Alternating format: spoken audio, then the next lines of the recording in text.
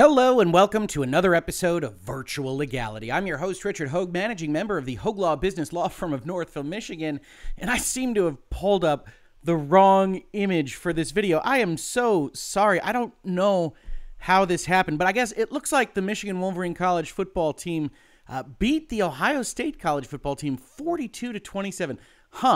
Well, I mean, I guess that's worthy of a news item, even if not worthy of a complete Virtual Legality video. Yes, after 10 long years, we did it. I'm sorry, Buckeyes, that I'm not more sorry for doing that introduction. But chances are you didn't pop into this video to hear me talk about my wonderful Michigan Wolverines, but instead to comment on the very unexpected resignation of Jack Dorsey, the CEO of Twitter, this morning, done through a series of emails basically on Twitter. If you go to the site now, it's already replaced with the new CEO and new information about the board. But earlier this morning, he basically said, after almost 18 years of having a role at the company, from co-founder to CEO to chair to exec chair to interim CEO to CEO, I decided it's finally time for me to leave. Why? There's a lot of talk about the importance of a company being founder-led. In fact, a lot of investors like that aspect. Ultimately, I believe that's severely limiting and a single point of failure. I've worked hard to ensure this company can break away from its founding and founders. There are 3 reasons I believe now is the right time. No, I'm not going to read through this whole letter, but the first is what we're going to talk about here. The first is Parag becoming our CEO, and I apologize for the pronunciation of the CEO's new name. I am sure I'm getting it slightly too incredibly wrong. The board ran a rigorous process considering all options and unanimously appointed Parag. He's been my choice for some time, given how deeply he understands the company and its needs. Parag has been behind every critical decision that helped turn this company around. He is curious, probing, rational, creative, demanding, self-aware, and humble.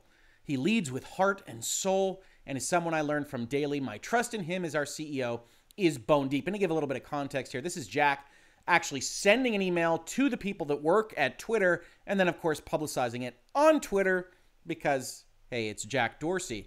And Parag Agrawal, who is the new CEO of Twitter, also tweeted out his email to his employees, but first added a message: deep gratitude for Jack and our entire team, and so much excitement for the future. Here's the note I sent to the company. Thank you all for your trust and support. Thank you, Jack. I'm honored and humbled, and I'm grateful for your continued mentorship and your friendship. I'm grateful for the service that you built, the culture, soul, and purpose you fostered among us, and for leading the company through really significant challenges. I'm grateful for the trust you've put in me and for your continued partnership. Team, most of all, I am grateful for all of you, etc., etc. Our purpose has never been more important. Our people and our culture are unlike anything in the world. There is no limit to what we can do together, and what he wants to do is something that's going to be the main subject of this video. Skipping to the end, the world is watching us right now even more than they have before. Lots of people are going to have lots of different views and opinions about today's news, including me. It is because they care about Twitter and our future, and it's a signal that the work we do here matters. Let's show the world Twitter's full potential, which, depending on how you feel about Twitter, can either be a nice uplifting moment to believe in the power of social media or sound a little bit like Lex Luthor threatening the peaceful state of the earth. Really depends on how you feel about Twitter. And I also think it's going a step too far to suggest that people that care enough about Twitter to follow the news or have popped into this video in Virtual Legality care about Twitter and the future and that it matters, just that it is notable as part of the fabric of modern life and communication, which, of course, if you read these emails, you see this news, you think immediately in your head, leads to a conversation about the Communications Decency Act, Section 230, and social media liability shields, right? That's what you were thinking when you saw this news. Just me? Well, I was thinking about it because Section 230 is one of those internet flashpoints. This is where I get maybe the most comments on my tweets. Yes, I use Twitter quite often. On my social media, in my direct messages, wherever, where people talk in general about suing Twitter or Facebook or YouTube or Twitch or any other provider of an internet-based platform that you can imagine because they're doing something that they don't like, and can't we get around 230? Or more specifically, doesn't action X or omission Y make them, and this is the phrasing that they like to use, a publisher and not a platform? Now, in general, you're not going to see the words publisher or platform in Section 230. Of course, as I say that, you see it right in the middle of your screen. This is a heading and not a defined term in the legal document, the statute itself, so it doesn't actually matter. But what does matter are the definitions used. Now, 230, if you're familiar with this, I'm sorry, we're going to go over a little bit of the highlights of this statute so that we can talk about why it might be impacted by this change at Twitter. 230 is divided into two sections. The first is that you aren't responsible if you run an internet platform for what another person puts on your platform. Or, in law speak, no provider or user of an interactive computer service shall be treated as the publisher or speaker of any information provided by another information content provider. And you do, in fact, see the word publisher or speaker here, but it's not dividing between publisher and platform. It's dividing between interactive computer service and information content provider. Those are the definitions we need to understand. So an interactive computer service who gets the benefit of this particular provision of the Act is Twitter. Or again, in legal speak, an interactive computer service means any information service system or access software provider that provides or enables computer access by multiple users to a computer server. So that's basically everywhere you go on the web. If that is provided to you, if you're seeing other people generate content and putting it up there in forums or posts or tweets or whatever else might be a name for these kinds of things now and in the future on the internet, they are an interactive computer service. And this provision of 230 says if you are a provider of that service or a user, if you're a user, you won't be treated as having said something that another person has said, another information content provider. But that definition matters a whole lot, and it's where people get tripped up. So a definition of information content provider for purposes of this section means any person or entity that is responsible in whole or in part for the creation or development of information provided on an interactive computer service. So there's a whole lot of potholes here, most of which haven't been adjudicated, most of which haven't been discussed or settled in various court systems, certainly not at the Supreme Court level.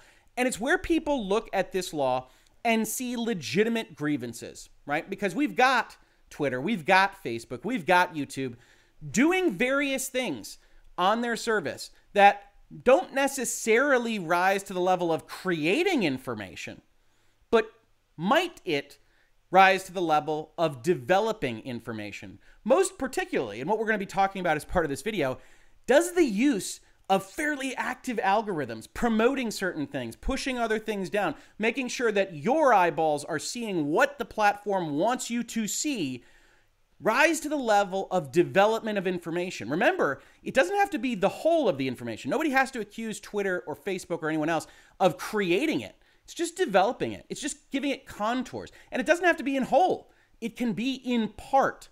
So certainly, if you've got a promoted tweet and they've added a little bit of quote-unquote context to it, that starts to look like that tweet is potentially going to be Twitter's responsibility. In fact, as I talked about in the earlier video, you could argue the complete opposite, right? You might have heard this somewhat apocryphal story. I've brought it up in Quote Investigator here. It says, you just chip away everything that doesn't look like David. And the question is that from Michelangelo, John Ruskin, etc., etc.? Dear Quote Investigator, there's an unlikely tale about the brilliant Renaissance artist Michelangelo, not the Teenage Mutant Ninja Turtle. Don't get him confused.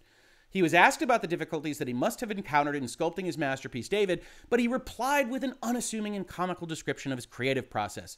It is easy. You just chip away the stone that doesn't look like David. Now, it's worthwhile to note it is apocryphal. Here we see Quote Investigator has located no substantive evidence that Michelangelo or any other great sculptor made this remark. Like so many of these kind of pithy quotes, you can check out this article, but it suggests that it was originally not so pithy. Somebody kind of made it a little bit more pithy, put it on a famous name, and now who knows where it originally came from. But the point in part for this conversation is it is possible to think of framing a sculpture or anything else, be it your internet content providing platform or otherwise, that you could get rid of everything you don't want and make it the message that you want to put out. Make that elephant, make that statue of David by getting rid of everything else. And so when people come and ask me about this, I say, well, it's possible. right? I don't know that Twitter or Facebook or YouTube are doing those kinds of things right now. But if you just imagine someone as maybe even a thought experiment, built a platform solely to get rid of Democrat voices, and we're left only with Republican voices, that perhaps you could accuse them of being the information content provider, that they'd provided the contours, they had developed this kind of Republican messaging in whole or in part, and that maybe this first section of CDA 230 shouldn't apply. Now, that isn't really happening here. I know there's a lot of folks on both sides of the political aisle that get mad at certain points here. We're going to talk about those, of course, but that isn't fully happening here. What is happening is that these services are building ways to promote certain kinds of thoughts, certain types of conversations, and they are now admitting it out in the open, which is what we're going to talk about with respect to this new CEO. Now, a little less important for this conversation is the second part of CDA 230, the part that's actually more controversial, which is that anyone that runs Twitter or Facebook or YouTube or wherever shall not have any liability for getting rid of things. Any action voluntarily taken in good faith to restrict access to things that that service finds objectionable is okay. They cannot be held liable for it. And you could argue that promotion through an algorithm or by human hands is actually just the inverse of restriction, and maybe that's just amounting to restricting access to other things by promoting them. You can get into all sorts of philosophical arguments here. The point is it isn't the easy question that really both sides of this particular issue would put in front of you. No, it's not obvious that a platform can't ever go too far to trip these lines. But also, it isn't as simple as saying they're a publisher, they should be liable. It's not that easy. And there is another component to that as well, which we'll get to in just a second. But I also want to point out that CDA 230 is being attacked on all sides by the political sphere here. This isn't limited to President Trump's executive orders or to his Department of Justice asking for the big tech liability shield to be reduced. No, as a matter of fact, Joe Biden, our current president, is quoted in the New York Times as saying 230 should be revoked. It should be revoked because it is not merely an internet company. It is propagating falsehoods. He's talking about Facebook here. He should be submitted to civil liability and his company to civil liability, just like you would be here at the New York Times. So this isn't strictly a Republican-Democrat issue. It's really more an internet, social media versus the government and regulatory agencies issue, which is an important part of this story because opinion now, I tend to think that Section 230 is a relatively good idea. That if you look at the recitals of that particular piece of law, you'll see, hey, we don't want these platforms getting in trouble if some crazy person puts up all manner of lascivious or bad information on their service. We want these services to exist, and we are concerned that the courts are going to read it that they are publishers of this content and they're going to get in trouble, and effectively, social media wouldn't exist. Now, my opinion there is that social media has some good things about it. If you're just completely against the entire prospect, maybe you're against the law for that simple reason that if they are liable for everything anyone puts up, that's a good thing because they basically couldn't exist in the form that they take right now. But in general, I think if you're the CEO of Twitter or the new CEO of Twitter, you probably aren't on that side of the coin. You probably don't believe the world would be better off without your service, which is why quotes like this one that I found in an article from 2020, November, just after the election, but in a speech that appears to have happened just before the election, is so interesting. This is new CEO Agrawal talking to, I believe it's an MIT technology conference, and some of this language is going to upset some of you. So I'm going to read through it all, and then we're going to talk about it. And then we're going to look at the rest of this article because there's some good things he says to go with some somewhat concerning things. Here's his final answer in this interview. Our role is not to be bound by the First Amendment, but our role is to serve a healthy public conversation, and our moves are reflective of things that we believe lead to a healthier public conversation. The kinds of things that we do about this is focus less on thinking about free speech, but thinking about how the times have changed.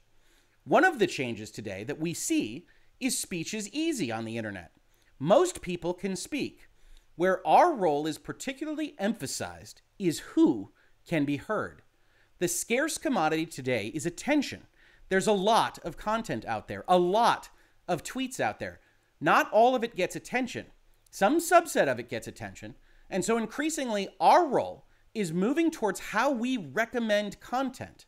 And that sort of is a struggle that we're working through in terms of how we make sure these recommendation systems that we're building, how we direct people's attention, is leading to a healthy public conversation that is most participatory.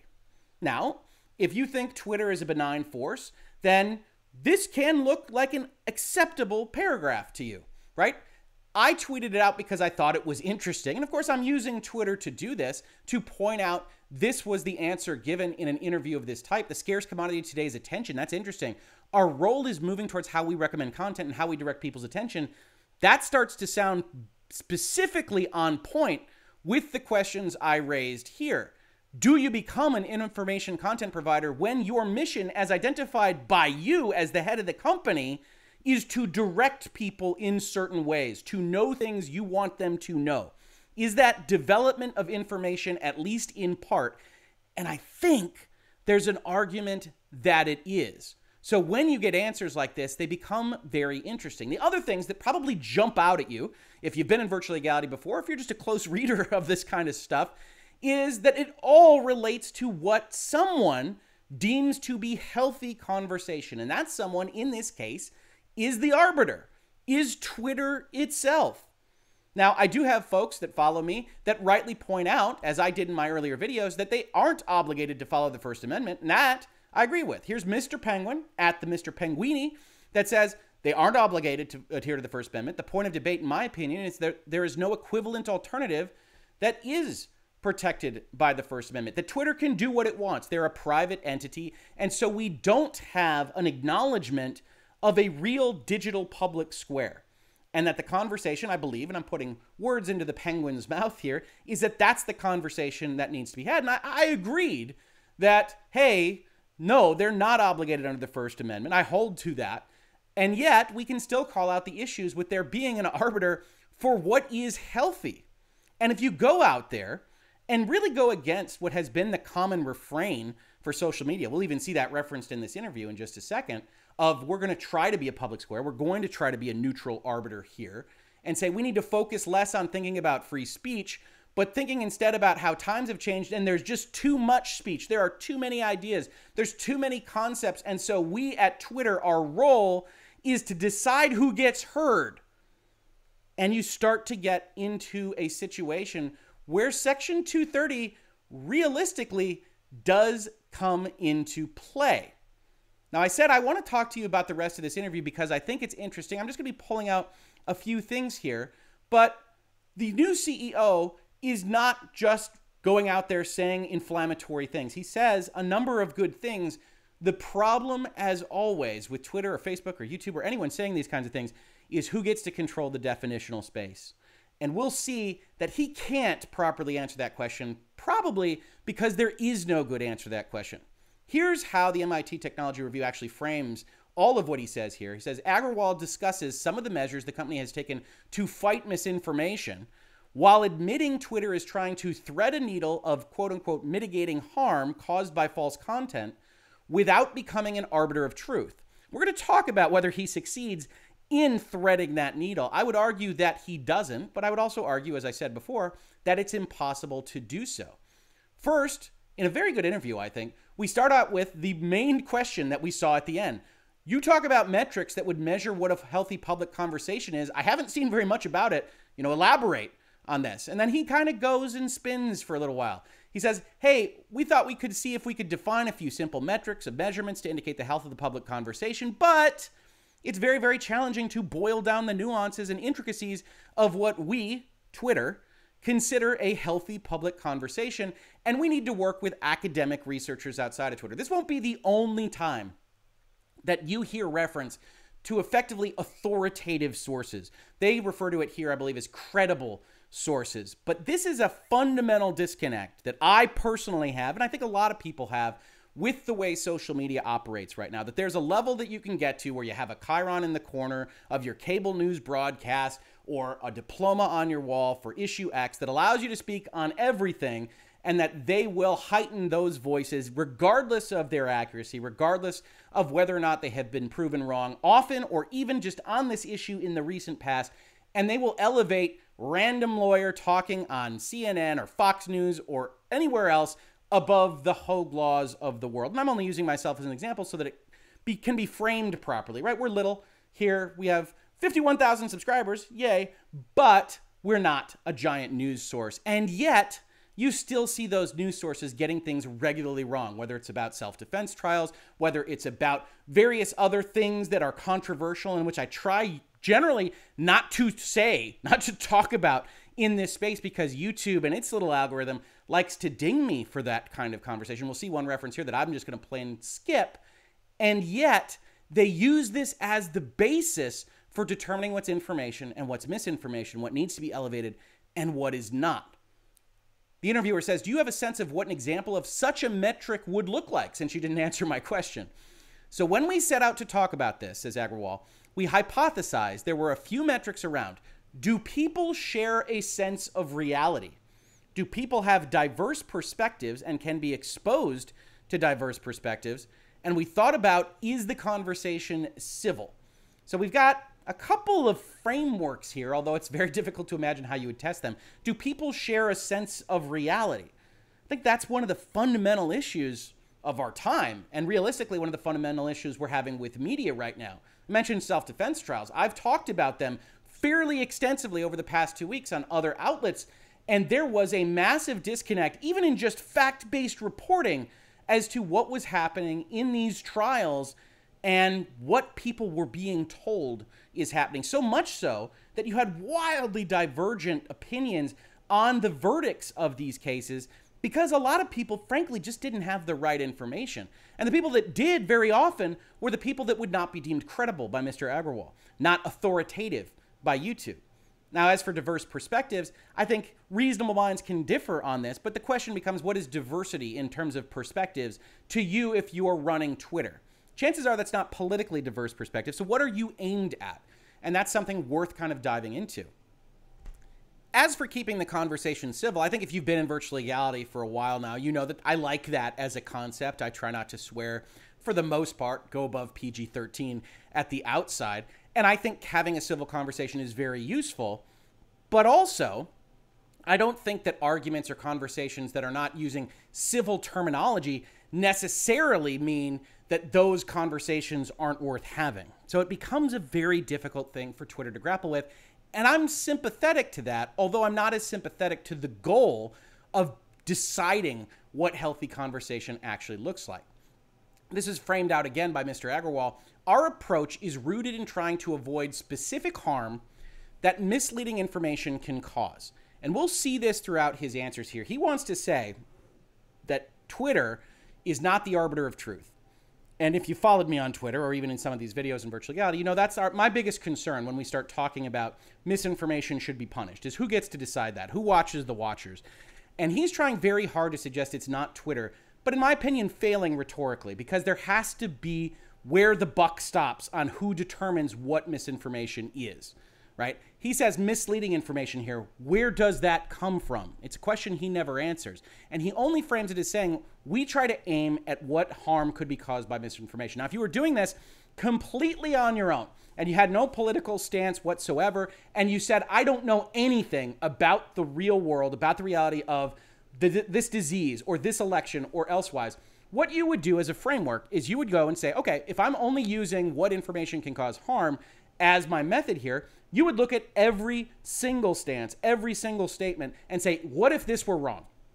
If this is wrong, does it cause harm? If it doesn't, fine. If it does, it gets a note, it gets removed, whatever else you're doing on Twitter and Facebook. And the framework that we instead see in social media is essentially light policy decisions and discussions by these companies that decide realistically what is right and what is wrong, where that shared sense of reality is. Because if you disagree with me, if you disagree with Twitter, you don't share my reality. And now we have the justification for saying, well, if you don't share my reality, then your conversation isn't healthy.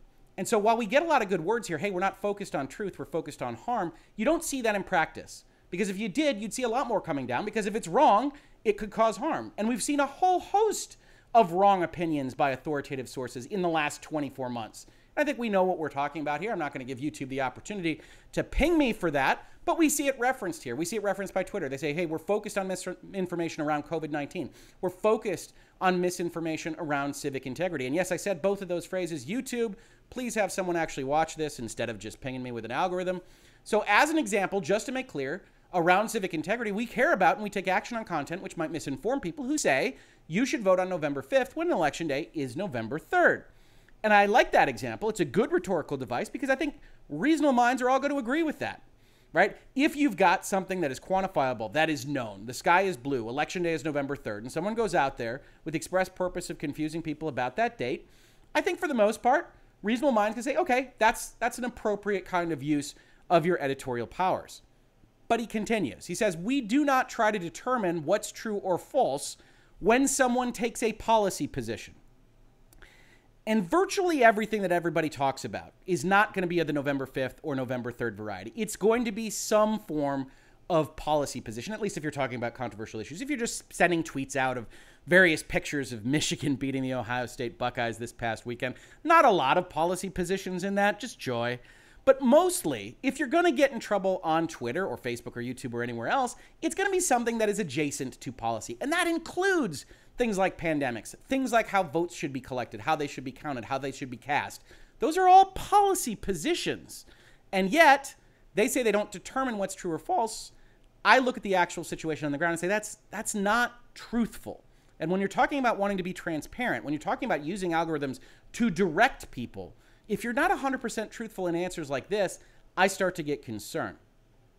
He continues, our approach for misinformation is also not one that's focused on taking content down as the only measure. Now, this is notable because if we remember in CDA 230, Section 2 only gives you protection for taking things down, restricting access to, making them harder to get to. It doesn't give you protection for what Twitter has taken on for itself at this point. Taking things down is not the only measure, which is the regime we all have operated in for many years, but it's an increasingly nuanced approach with a range of interventions, which I would argue really aren't protected by CDA 230, where we think about whether or not certain content should be amplified, whether it should be amplified without context, or whether it's our responsibility. Now you have to ask, what is that duty there? What is that responsibility? Is that moral? Is that ethical? What is the context there? I would have asked these questions, but I think the interviewer does a good job. To provide context so that people can see a bunch of information, but also have the ability and ease to discover all the conversation and context around it. This is Twitter making a value judgment about the truth value in a set of content that it is amplifying or not, and that can't be avoided. That's Twitter, whether it's through its algorithm or otherwise, deciding you should not see this without additional messaging that Twitter is effectively providing. How do you evaluate whether something is harmful without also trying to figure out whether it's true, asks the interviewer in a wonderful question. That's a great question, CEO Agrawal agrees. And I think in some cases, how do we do it? You rely on quote unquote credible sources. So you don't always have to determine if something is true or false, but if there's a potential for harm, we choose not to flag something as true or false, but we choose to add a link to credible sources. Now, you could argue this point. Twitter's language in their statements is effectively, this may be misleading, which sounds a lot like, hey, we think this is false, and here's a link to something we think is true, and that link is actually to credible sources who may or may not prove themselves wrong in a year or less, and they can essentially hide behind this concept of credible sources. And if you're familiar with this concept, and you're in YouTube and you're here in Virtual Legality, you know that YouTube took the exact same stance. Right, I pulled up the quote I put in my video from one of the old thumbnails, of course, where they said, we are falling back to really raising up videos from authoritative channels as important, and at the same time removing or reducing views of videos where that same level of authority hasn't been established. Now, I tend to like the way YouTube said this because it's so much more obviously false than just credible, right? And you can see that. I pulled up a ThoughtCo article here with, of course, the fallacy of appeal to authority. Says, what's that fallacy? Person makes claim X, therefore X is true. A fundamental reason why the appeal to authority can be a fallacy is that a proposition can be well supported only by facts and logically valid inferences, But by using an authority instead, the argument is relying upon testimony, not facts. A testimony is not an argument, and it is not a fact, which is a little bit strong there. But the point of this is not that you should just assume all authoritative voices are wrong. It's that you shouldn't assume that someone with a title or authority is necessarily correct, and certainly not in an environment where facts and hypotheses and everything else are changing on a day-by-day, if not hour-by-hour basis. Or else you start to get situations where those authoritative voices start to read their own press clippings and think that they aren't just an authoritative voice, but they are authority itself. And no, I'm not going to read any of this tweet that's on your screen right now because, again, I'm not going to give YouTube the time of day on this stuff. But you can see how this happens. And you don't even have to disagree with the person on this particular tweet. You could think he's the God's gift to everything. You can still see how problematic it is for someone in a position of power with a voice or otherwise to think that argument with them is an attack on the notion of truth itself. That's a dangerous road. And yet, when he's asked the question, how do you figure out whether something's true? He says you rely on credible sources because that's all they have. So we say we're not going to determine truth or falsity, but we are going to put links that say something's misleading, and then we're going to link you to what we have determined as arbiters at minimum of credibility, if not truth, which is stretching it a little, but we could allow it potentially. They're going to link to those sources that they've determined are more likely to give you a right answer, whether or not they have, in fact, done so. Now, here's a question and answer I promised you I wouldn't read about. This word right here is one that got me a full-on warning from YouTube, despite not talking about the veracity of its claims. After, I think, 4 or 5 weeks, got that reversed. But again, we're not going to play with YouTube. And that in and of itself is sad, right? They're clearly chilling the discussion here because I have to make the choice that gets this message and this content out to you, out to as many people as possible. I have to make that choice to not talk about things that I think are otherwise important. And the interviewer presses this point to her credit. Who gets to decide what is misinformation? How do you know if your credible sources are truthful? Et cetera, et cetera. He says, well, I think that's the existential question of our times. Oh, okay, but the rest of us haven't claimed the mantle of deciding these things. So continue. Defining misinformation is really, really hard. Okay, also accurate. Perhaps you shouldn't be doing it. As we learn through time, our understanding of truth also evolves. Okay, also accurate. So what you called misinformation last month might be the God's honest truth this month. Maybe we should be a little bit more cautious with the trigger on these kinds of things. But then he goes back to his talking points. We attempt to not adjudicate truth. We focus on potential for harm. And as I discussed, we can already see that that's not, in fact, the case. That this would look very different if you were just evaluating every statement neutrally and saying, what if this were wrong? And what harm would that cause? Because if you do that for everybody, virtually every statement comes off the books, right? If this is wrong, this is going to cause X amount of harm. And they don't do that. They get in there and they say this is misleading. When we say we lean on credible sources, and here's a little defensiveness, we also lean on the conversation on the platform that gets to talk about these credible sources and points out potential gaps. Hey, when we say we use credible sources to determine truth, we also consider people arguing with those sources. And here we're just straining credibility to the point of fracture, right? You don't go on Twitter or Facebook or anywhere else and see, oh, actually, you know, this commenter has a great point against CNN or against Fox or whatever on one of these sources. We should link that instead and say the source is misleading. Doesn't really happen all too often. So we focus way less on what's true and what's false. We focus way more on potential for harm as a result of certain content being amplified on the platform without appropriate context. And they do that by amplifying other content and attaching it to the content that they don't like. Our approach is labeling content actually allows us to, at the source flag content that might potentially harm people and also provide people additional context and additional conversation around it. In fact, that tagging mechanism is what led to Trump's executive order and the DOJ, etc. We don't quite see that from Biden. He just hates the entire concept because he says, hey, if these guys are doing something that the New York Times would get in trouble for, they should get in trouble for it as well. And to be honest, it's difficult to argue too much against that logic, especially when we see the platforms like Twitter somewhat abusing their position here, right? The interviewer says, I think the way that social media platforms traditionally presented themselves was We're just a neutral space. People come and use us. We don't try to adjudicate. And what's Agrawal's answer to that? Oh, I'm not saying that we are a neutral party to this whole conversation. Okay.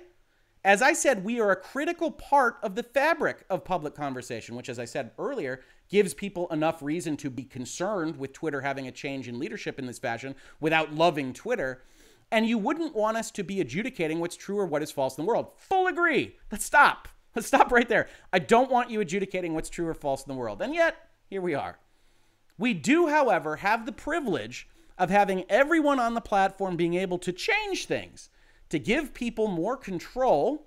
Again, don't see a lot of control going into my hands in the operation of Twitter, and to steer the conversation in a way that it's sort of more receptive and allows more voices to be heard. Now, this is a really interesting concept. He says we're removing stuff, we're tagging stuff, we're choosing not to amplify stuff, and that is designed to allow more voices to be heard. Again, you get this kind of feel of, okay, the words are right in certain aspects. We don't want them to be arbiters of truth. We don't want a Truth and Justice Commission at Twitter. And yet, the facts on the ground, what they still say they'll do, they'll steer the conversation, is arbitration, whatever you want to call it. They are deciding what it is that's going to happen on their platform. Now, that isn't necessarily wrong. It's certainly not necessarily illegal, right? Even if they lost the rights under Section 230, even if they lost all of this stuff, even if you look at an interview like this and say, my God, they want to direct people's attention. They want to tell folks how to have their conversation. They want to steer thought in the United States and around the globe. They are still protected by that same First Amendment. So if you lose 230 entirely, you do wind up in a position where you're asked, hey, is this the kind of thing that would get the New York Times in trouble? And none of this conversation is happening in a vacuum, right? If you just think this is Hoeg talking out into the wilderness when he sees these kinds of things, you need to understand that there are pending bills right now that talk about getting rid of Section 230 protection for exactly the reason identified in that interview from the new CEO of one of the biggest social media companies on earth. And here you have it presented October 13th, 2021. What is the purpose of this bill? To amend Section 230 to limit the liability protection provided by such section when a provider of an interactive computer service knew or should have known that such provider was making a personalized recommendation of third-party information, that their algorithms were doing something, that a message was amplified. And no, I don't think this bill is necessarily going to pass, but the more disturbing thing, if you are Twitter, if you are the new CEO with this information out there, and you want your platform to survive in the way that it is that I'm not sure that you need that law to say that you become an information content provider when you amplify those voices, when you have quote after quote after quote about steering the conversation, directing people's eyeballs, choosing what people see, what is healthy and what is not. Because the onus of Section 230 was not to provide platforms with the ability to control the conversation. It was to offer a forum for a true diversity of political discourse, unique opportunities for cultural development, and myriad avenues for intellectual activities. So if you are Twitter, I would be very, very cautious with these kinds of statements. And this CEO might well not be. He was a CTO. He was in charge of the algorithms. He was in charge of purchasing the companies that steer your eyeballs, that direct your thoughts, direct your comments, and amplify what they want to be heard. And he is out there in black and white a year or so ago saying that is his purpose for the platform, all while the government essentially waits to hit him as hard as they can. And what will be the result? I don't think the Twitters and Facebooks and YouTubes aren't going to be able to find a way around without the protection of 230. They'll use their First Amendment rights. They'll use their expensive lawyers to get around most of the stuff. Who will be hurt? It's the next company, the challenger to YouTube, the challenger to Twitter, to Facebook. And you'll get this lock-in of these media companies. Now, I don't think that's the intent. I think he is just being uncareful with what he is saying. But if you believe in the value of Section 230 at all, and I do, and I know a number of you might disagree with that, then this is exactly the kind of thing that gets you in trouble. Because at the end of the day, when you're saying things like this, how do you disagree with a Joe Biden that says, well, if you're amplifying it, if you're choosing what people see, why aren't you just as liable as the New York Times. Or if you're using more colloquial vernacular, even if it doesn't appear in the statute, why aren't they treated more like a publisher under common law than a platform under internet law? A lot to think about. This has been Virtual Legality for today. If you enjoy talking about the business and law of technology, video games, pop culture, and more, if you find value in the videos we put out there, please, please, please consider supporting the channel. Every single little bit helps. We've got other ways to support if you don't like Patreon listed in the description below. Otherwise, just subscribing, telling your friends, upvoting, downvoting, just mentioning that Michigan beat Ohio State. Everything helps Virtual Legality this particular week. If you watch this on YouTube, thank you so much for watching. Hopefully nothing bad happened to it with some of the phrases that I used in this video. If you caught it as a podcast, thank you so much for listening. And I will catch you on the very next episode of Virtual Legality. Virtual Legality is a YouTube video series with audio podcast versions presented as commentary and for education and entertainment purposes only. It does not constitute legal advice and does not create an attorney-client relationship. If you have legal questions about the topics discussed, please consult your own legal counsel.